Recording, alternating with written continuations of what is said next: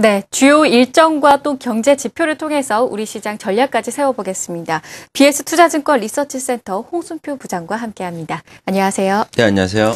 네, 지난주에 미국의 4분기 GDP 성장률이 발표가 됐었는데요. 예상을 상회하는 결과가 나왔습니다. 어떻게 보셨나요?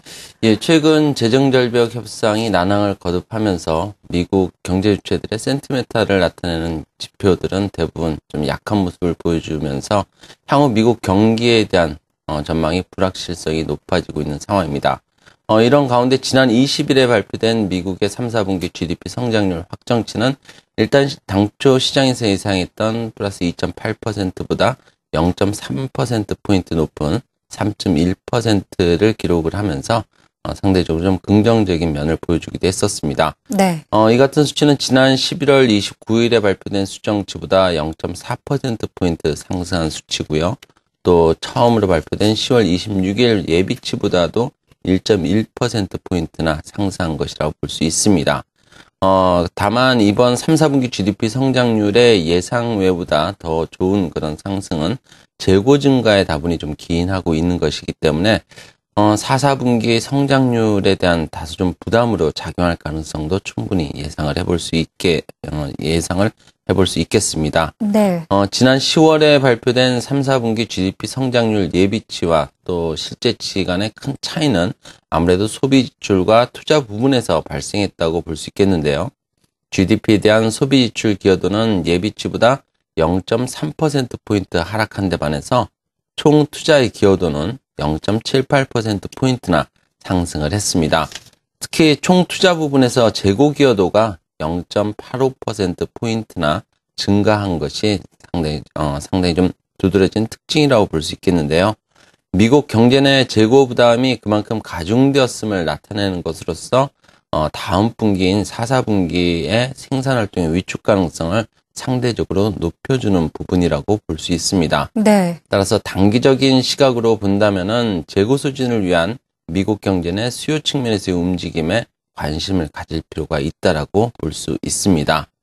그렇지만 올해 4, 4분기 중 미국 주요 경제 지표들의 움직임을 보게 되면은 표에 나타난 것처럼 개인 소비라든지 소매 판매 등 이런 소비 측면의 지표의 증감률은 이미 3, 4분기 대비해서 어느 정도 좀 완화되는, 상대적으로 좀 하향되는 그런 조짐이 나타나고 있고요. 네. 허리케인 샌디 영향으로 지표의 일시적인 위축 가능성도 일정 부분 고려할 필요가 있겠지만은 미국의 지난 3, 4분기 GDP 성장률 컨센서스의 변화를 고려한다면은 3분기 중 나타난 재고 부담은 4, 4분기 GDP 성장률을 비롯해서 최대 내년 상반기까지 그 영향력이 지속될 가능성도 배제할 수는 없겠습니다.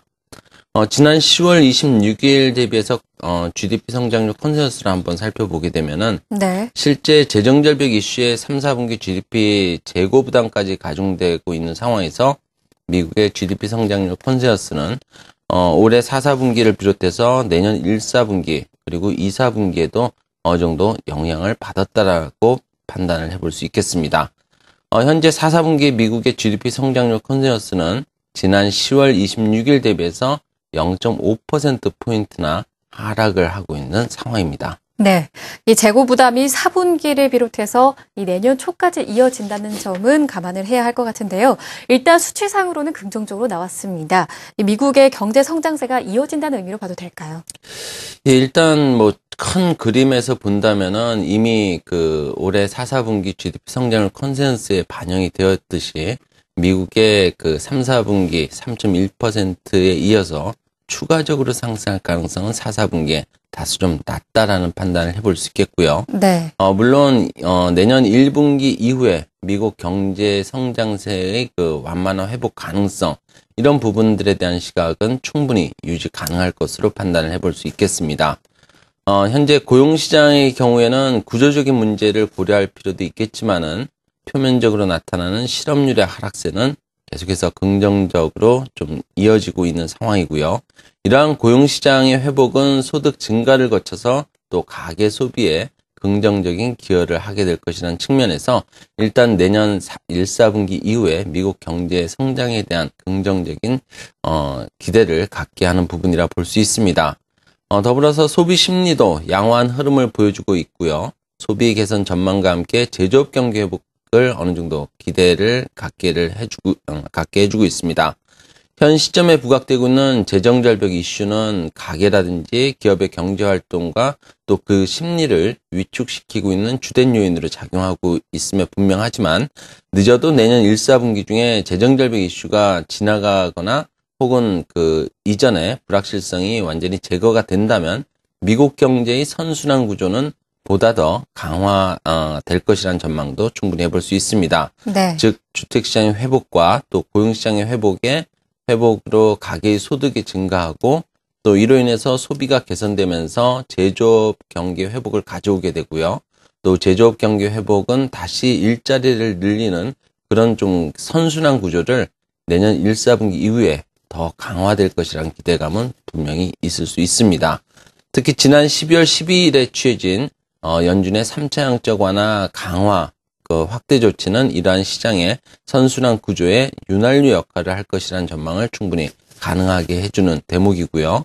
종합적으로 본다면 올해 4, 4분기에 미국 경제의 성장세가 3, 4분기보다는 다소 약해질 가능성 상대적으로 높아지고 있지만 내년 1, 4분기를 지나면서 미국 경제의 성장세는 보다 강화될 것이라는 그런 전망을 해볼 수 있겠고 이런 부분들은 미국을 비롯한 글로벌 증시의 중요한 모멘텀으로 되어줄 것으로 기대를 해볼 수 있겠습니다. 네. 이 지난주 예상을 상회하면서 발표가 됐던 미국의 3분기 GDP 성장률 확정치 어떤 의미가 있는지 다시 한번 짚어봤습니다.